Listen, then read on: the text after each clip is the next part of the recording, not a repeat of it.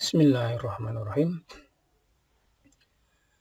Assalamualaikum warahmatullahi wabarakatuh.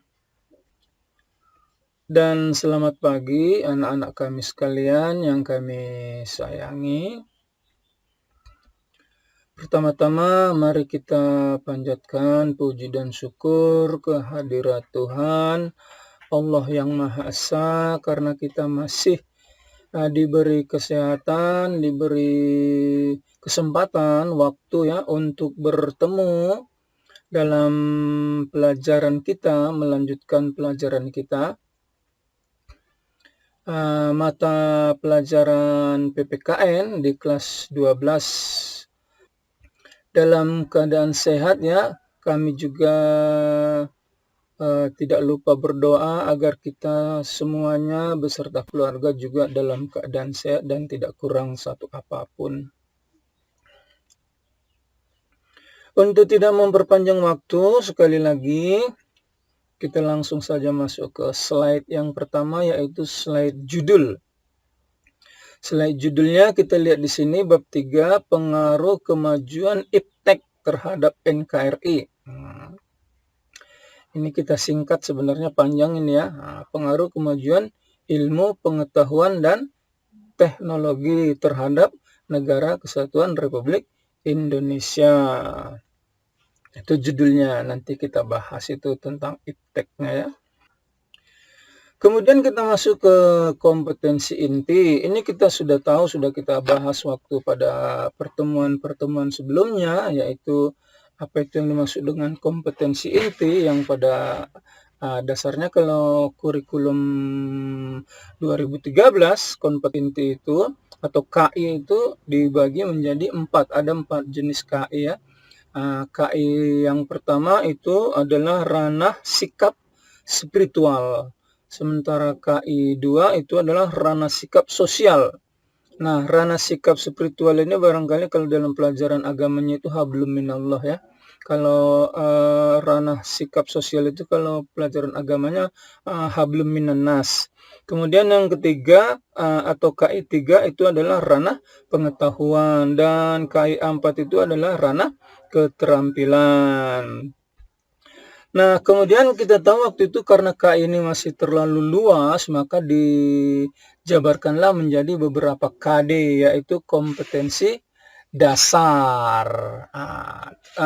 Kompetensi dasar kita kali ini adalah mengenai iptek ya, pengaruh iptek terhadap bangsa dan negara dalam bingkai Bhinneka Tunggal Ika.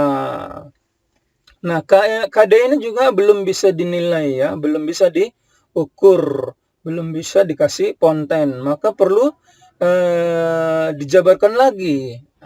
Perlu dijabarkan lagi menjadi indikator. Nah, indikator ini juga kita sudah jelaskan waktu itu ya. Indikator ini adalah ciri-ciri atau tanda-tanda keberhasilan dari KD. Nah, kita tahu waktu itu indikator itu ada 2 ya, indikator penunjang dan indikator pokok atau indikator inti. Dari indikator inilah dibuat soal-soal. Mungkin satu indikator menjadi satu soal, satu indikator menjadi 2 soal, umpamanya dan seterusnya. Bisa saja seperti ini, indikatornya misalnya hanya 10 tapi bisa dibikin menjadi 15 soal, dan soalnya bisa terserah gurunya ya. Nah, inilah dia yang mau kita lihat bab 3 ya. Ternyata ada 3 judul kecilnya. Bab 3 ada 3 judul kecil. Yang pertama, pengaruh positif kemajuan iptek terhadap NKRI. Yang kedua, pengaruh negatif kemajuan iptek terhadap NKRI. Baru yang ketiga, sikap positif terhadap pengaruh kemajuan iptek dalam bingkai Bhinneka Tunggal Ika. Jadi yang mana yang mau kita bahas hari ini? Kita yang mau membahas bagian A-nya saja dulu ya. Bagian A-nya saja. Sedangkan bagian B dan bagian C itu nanti akan kita bahas pada pertemuan berikutnya, insya Allah. Ya, kita langsung saja ke materi yang pertama ya. Beberapa pengertian mendasar iptek yang berhubungan dengan iptek. Yang pertama kita lihat ada kata pengetahuan. Pengetahuan itu berasal dari kata tahu ya, tahu atau mengetahui. Jadi mengetahui sesuatu melalui panca indera, misalnya mata ya, hidung, telinga, begitu ya. Misalnya apa saja yang kita ketahui melalui panca indera, biasanya itu kita sebut tahu. Kita tahu, karena kita punya panca indera. Misalnya tentang apa? Warna-warna. Misalnya tentang warna-warna. Misalnya tentang apa? Suara-suara. Misalnya tentang apa? Wangi-wangian. Seandainya kalian tidak punya mata sejak lahir, apakah kalian tahu apa warna-warna di atas dunia ini? Tentu tidak akan pernah tahu sampai meninggal. Jadi, kita tahu karena kita punya panca indera. Kemudian pengetahuan-pengetahuan yang sejenis kemudian disusun menurut karakteristik masing-masing. Disusun menjadi sebuah ilmu. Misalnya, pengetahuan-pengetahuan tentang hitung-menghitung ya, hitung-menghitung. Itu dijadikanlah sebuah ilmu hitung yang sekarang kita lebih sering menyebutnya matematika. Pengetahuan-pengetahuan, semua pengetahuan-pengetahuan tentang gejala-gejala alam ini kemudian disusunlah menjadi ilmu pengetahuan alam. Begitu seterusnya. Jadi ilmu itu lebih luas daripada pengetahuan. Kenapa? Ilmu adalah keseluruhan pengetahuan yang tersusun secara sistematis, ilmiah, empiris, dan berlaku secara universal. Kalau di sekolah-sekolah, ilmu pengetahuan yang mempertajam otak, mempertajam otak ya, itu biasa disebut IQ, itu biasanya dikasih sebutan pelajaran. Namun kalau ilmu pengetahuan yang mempertajam hati, mempertajam sikap, mempertajam akhlak, ya, mempertajam hati, sikap, akhlak, itu kalau bahasa apanya itu EQ atau SQ, biasanya itu disebut pendidikan. Jadi beda pelajaran dengan pendidikan. Biasanya kalau pelajaran itu lebih mengutamakan mengasah otak. Namun kalau untuk pendidikan dia lebih mengasah hati, sikap. Jadi kalau untuk pelajaran kita apa namanya? Pendidikan Pancasila dan Kewarganegaraan. Bukan pelajaran Pancasila, tapi pendidikan Pancasila. Jadi untuk PPKN, untuk agama, dan untuk budi pekerti itu disebut pendidikan. Makanya kita pelajari pendidikan, kita pelajari pelajaran. Supaya apa? Supaya kita pintar dan baik. Supaya kita baik dan pintar. Jadi tidak ada gunanya pintar kalau tidak baik. Tidak ada gunanya. Nanti kalau dia menjadi orang, kerjaannya hanya menokoh-nokohi orang lain. Kalau dia nanti sudah kerja, punya jabatan, justru merusak orang lain, memanfaatkan jabatannya untuk dirinya sendiri. Na'udzubillah min dzalik, begitu. Kemudian kita lihat ada di situ ilmu huruf F-nya itu, ya, F-nya itu adalah filsafat. Ilmu yang mempelajari tentang hakikat sesuatu atau tentang inti isi mutlak sesuatu untuk menemukan kebenaran hakiki itu disebut filsafat. Disebut filsafat. Jadi untuk melihat atau menemukan kebenaran hakiki itu disebut filsafat. Jadi lebih luas daripada ilmu karena dia lebih dalam daripada ilmu, ingin menemukan hakikat daripada sesuatu di atas dunia ini, tapi hanya di atas dunia ini. Filsafat tidak bisa membahas sebelum dunia dan sesudah dunia. Jadi filsafat tidak bisa menjawab pertanyaan tentang akhirat. Jadi apa yang bisa menjawab pertanyaan tentang sebelum dunia, kemudian tentang dunia, kemudian tentang setelah dunia? Yang bisa menjawab itu hanya A. Apa itu A? Agama.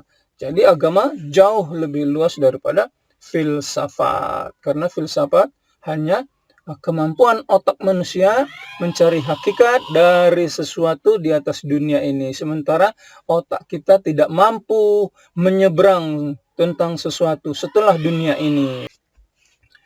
Teknologi, apa yang dimaksud dengan teknologi adalah metode ilmiah untuk mencapai tujuan praktis atau ilmu pengetahuan terapan. Dan teknologi yang paling canggih sekarang, katakanlah yang paling berkembang sekarang, ya, yang paling berkembang itu kita lihat nyata sekarang, itu adalah teknologi komunikasi, teknologi informasi, dan transportasi. Apa itu komunikasi? Adalah pengiriman dan penerimaan pesan atau berita antara dua orang atau lebih. Jadi kalau kita misalnya mengadakan hubungan dengan seseorang, katakanlah melalui alat media massa, umpamanya melalui handphone, kita sedang mengadakan komunikasi.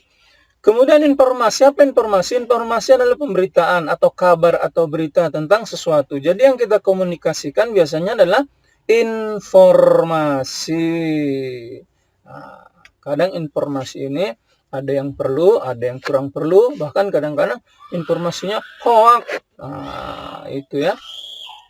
Kemudian kita lihat transportasi. Transportasi adalah pengangkutan barang oleh berbagai jenis kendaraan sesuai dengan kemajuan teknologi. Ya, ini kita sudah tahu ya, transportasi itu ada 3. Yang pertama transportasi darat, transformasi laut, dan transformasi udara. Jadi ada 3 ya. Sekarang kita masuk pada slide berikutnya, yaitu judulnya pengaruh positif kemajuan iptek terhadap NKRI. Jadi pengaruh positifnya ini kepada berbagai aspek atau berbagai bidang ya. Bidang politik, ekonomi, sosial budaya, hukum, dan hankam. Kita lihat satu persatu, kita bahas, tidak usah terlalu panjang lebar. Kita hanya membahasnya sekilas saja. Yang pertama, pengaruh positifnya ya dalam bidang politik, yang pertama, menanamkan nilai-nilai keterbukaan, kebebasan, dan demokrasi. Ya, maksudnya ini terbuka dalam memperoleh hal-hal yang baru, hal-hal yang baik. Misalnya apa? Untuk rekrutmen politik ya, bisa lebih terbuka rekrutmennya, lebih kepada anggota-anggota misalnya partai politik yang ada. Jadi keterbukaan itu lebih nampak setelah kita menggunakan berbagai media massa yang canggih sekarang ya, lebih terbuka. Kemudian memperluas dan meningkatkan hubungan dan kerjasama antar daerah. Ya, ini benar juga ya, hubungan antar daerah untuk memajukan kehidupan politik umpamanya ya, sehingga tidak ada lagi yang tertinggal suatu daerah dengan daerah yang lain dalam bidang politik. Begitu juga tidak ada lagi daerah yang katakanlah anggota-anggota yang buta politik atau terlambat politik atau gagap politik ya, karena sekarang sudah canggih. Kemajuan iptek sekarang sudah canggih, hubungan antar daerah sudah lebih terbuka, hubungan antar anggota politik juga sudah lebih lancar. Jadi tidak ada lagi seperti yang kita sebutkan tadi yang buta politik atau gagap politik atau terlambat politik. Sudah lebih terbuka luas masalah aspek atau bidang politik. Sekarang kita masuk aspek atau bidang ekonomi. Yang pertama, makin terbukanya pasar internasional bagi produk lokal atau hasil produksi dalam negeri, investasi, dan devisa. Oh iya, benar ya. Ini makin terbukanya pasar internasional ini bagi barang-barang produk, eksim ya, eksim itu apa? Ekspor impor yang saling, menguntungkan di antara dua negara atau lebih. Misalnya Indonesia dengan negara A umpamanya, Indonesia dengan negara B, kita mengekspor, kadang mereka mengimpor, pokoknya saling menguntungkan. Berikutnya, mendorong para pengusaha meningkatkan efisiensi dan menghilangkan biaya tinggi. Ini juga ya, sekarang sudah canggih ya, orang berdagang atau memasarkan barang umpamanya, itu sekarang jualan umpamanya, tidak ada tokonya pun sudah bisa, tapi bisa jualan. Nah, ini barangkali inilah yang kita sebut dengan jualan apa namanya, online ya, online, jual beli online. Nah, kadang-kadang kita bayar dulu baru barangnya datang, kadang-kadang kita bayar di tempat. Jual belinya kadang-kadang tidak harus bertemu muka, tidak harus dalam suatu ruko umpamanya atau dalam suatu lapak umpamanya ya, saling ngobrol. Tidak seperti itu sekarang, jual beli pun sudah bisa melalui online. Sekarang kita pesan mungkin 1 atau 2 hari lagi datang, walaupun kadang-kadang jaraknya itu jauh ya. Misalnya kita sekarang di Penyambungan ya, kita online yang kita beli misalnya barangnya itu di Jakarta, atau di Surabaya umpamanya ya, atau di Medan umpamanya. Dalam waktu 2 atau 3 hari barangnya sudah sampai ke rumah, diantar lagi sampai ke rumah. Begitulah kira-kira kemudahan berbelanja sekarang online ya. Kemudian kita lihat aspek sosial budaya. Yang pertama, masyarakat dan pemerintah Indonesia dapat mencontoh etos kerja tinggi yang dimiliki negara lain. Ya, ini juga benar ya, kita tahu benar ya. Jujur aja kita bilang untuk Indonesia ini contohnya yang paling parah itu misalnya menggunakan waktu. Berbeda betul dengan etos kerja orang barat ya, Eropa, Amerika, Jepang ya, Korea. Mereka itu betul-betul menghargai waktu. Kalau misalnya janji kerja, umpamanya janji kerja kita bertemu jam 9, mereka datang jam 9 kurang. Sementara orang Indonesia kadang-kadang janji jam 9 ya, janji jam 9 di kantor, kita baru berangkat dari rumah jam 9. Itulah contoh daripada penggunaan waktu bangsa Indonesia memang betul-betul kalau menurut saya itu memalukan.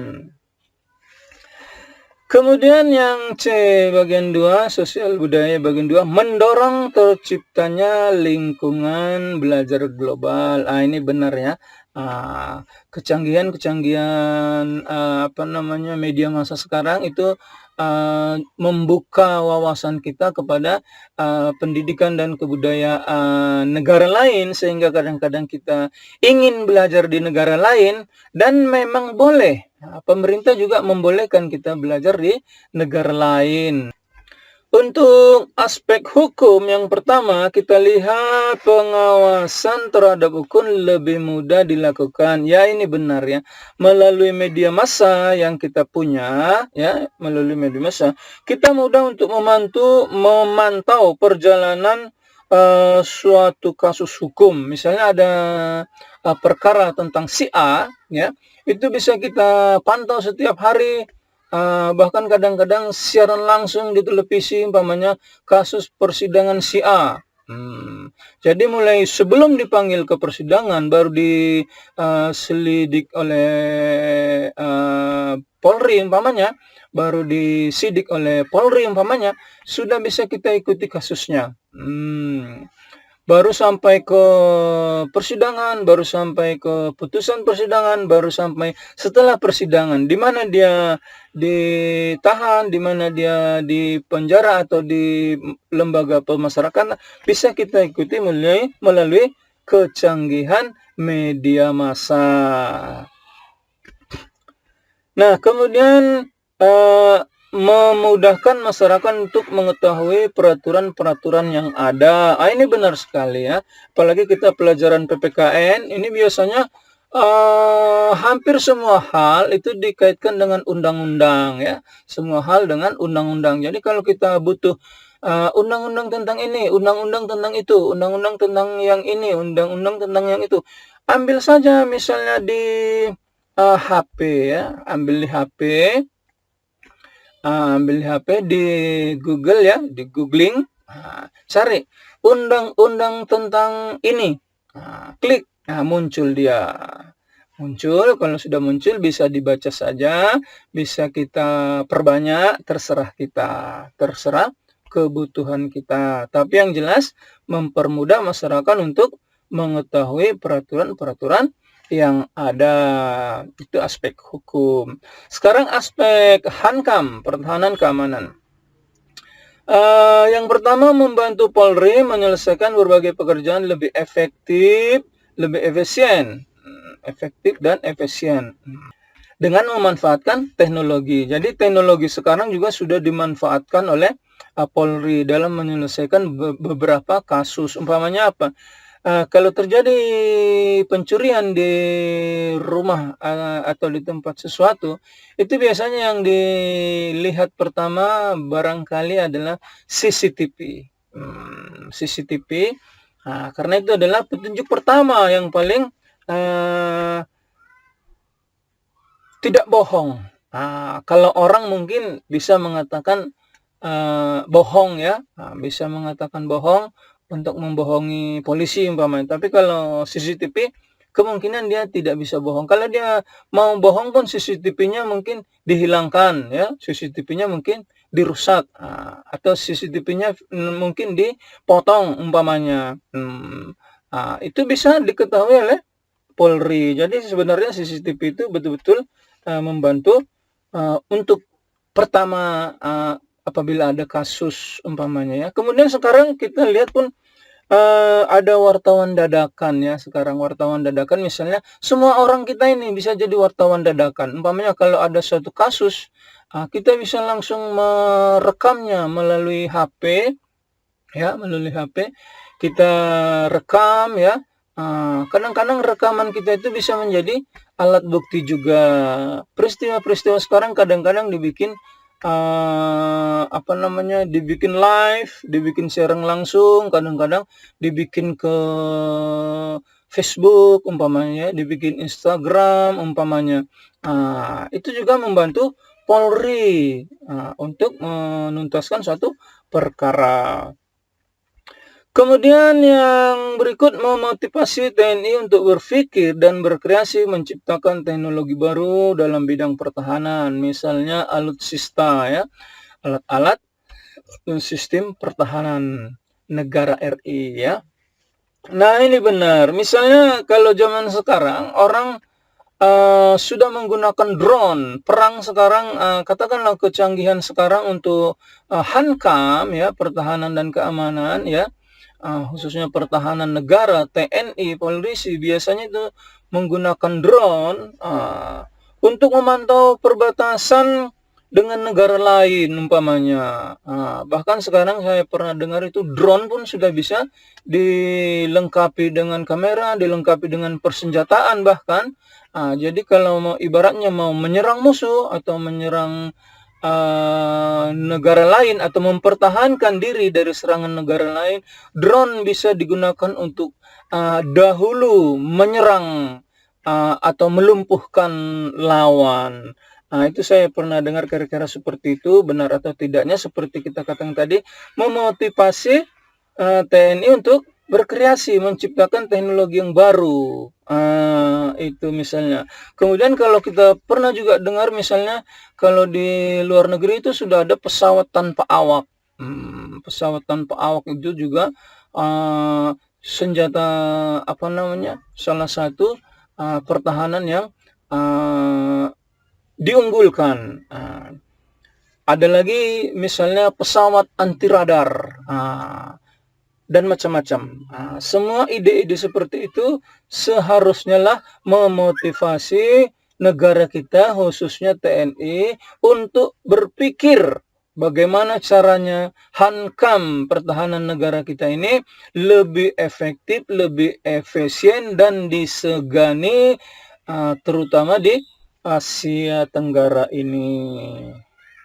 Itulah pengaruh positif kemajuan iptek terhadap Negara Kesatuan Republik Indonesia. Nah, sebenarnya ini pengaruh positifnya banyak ya, setiap aspek, setiap bidang ini banyak ya. Cuma yang kita tuliskan 2 saja. Tidak usah terlalu banyak, nanti justru kita makin pusing ya. Nah, cukup 2 saja. Ya, ternyata sudah slide yang terakhir ya, slide penutup. Demikianlah pertemuan kita ini. Mudah-mudahan bermanfaat, ilmu yang sedikit ini berguna bagi kita dan diridhoi oleh Allah Subhanahu wa taala. Kalau ada kata-kata yang salah, kalau ada kata-kata yang kurang, ada kata-kata yang berlebihan, tidak ada salahnya kalau saya minta maaf ya. Mana tahu ada yang salah. Karena saya sendiri juga manusia biasa, tidak luput dari kesalahan. Saya ucapkan terima kasih dan saya tutup dengan salam. Assalamualaikum warahmatullahi wabarakatuh.